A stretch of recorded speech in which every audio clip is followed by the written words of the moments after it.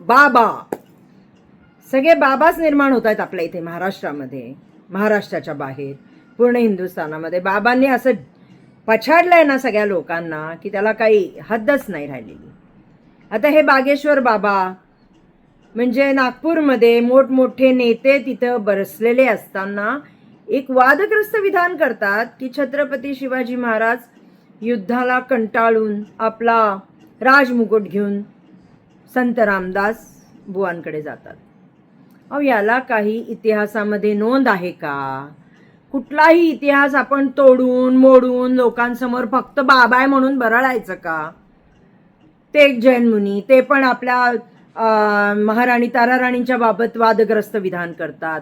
हा बाबा, आणि ह्याच्यावरही त्याने आणखीन पुढे जाऊन कर केला. म्हणजे छत्रपती शिवाजी महाराजांचा अपमान तर केलाच आहे, त्याच्यावर पण वरचढ जाऊन तो बोलतोय कि 4 बच्चे पैदा करो, 4 बच्चे पैदा करो और एक आरएसएस को दो. तो भैया तेरे से शुरुआत कर ना, हमको क्यों बता रहा है?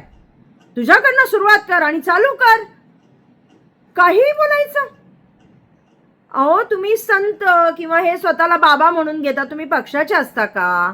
एखाद्या राजकीय पक्षाचा तुम्ही प्रचार करू शकता का? तुम्हाला आरएसएसच्या प्रचारासाठी ठेवलंय का? हे डोकं ठिकाणावर आहे. काही लोक पैसे घेऊन भाषण करतात. तसंही बाबा लोक जर कुठे बोलवले तर पैसे घेतल्याशिवाय येत नाही. त्यांचं प्रवचन असो, त्यांचं काय इथे कार्यक्रम असो, उपस्थिती असो, येण्याचे जाण्याचे 10-10 लाख रुपये, त्यांचा राहण्याचा, कुठे राहणार, एखादा बंगला कोणत्या मोठ्या माणसाचा, तिथे राहणार, तिथं लोक दर्शनाला जाणार. म्हणजे काय चाललंय काय? पहिल्यासारखे संत राहिलेत का? पहिल्यासारखे संत आहेत का? या बाबाचा एखादा उद्योग समोर येईलच, लिहून घ्या तुम्ही. या बाबाचा पण एक उद्योग, हो किती करोडची संपत्ती आहे त्याची.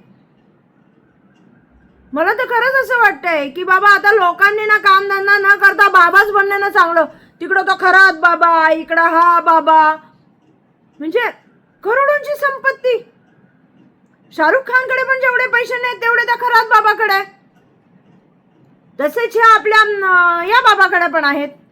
तर लक्षात घेण्यासारखी गोष्ट आहे की बाबा भोंदूगिरीमध्ये किती पैसा आहे, लोकांना किती तुम्ही वेडं बनवता. म्हणजे झुकती है दुनिया झुकाने वाला चाहिए.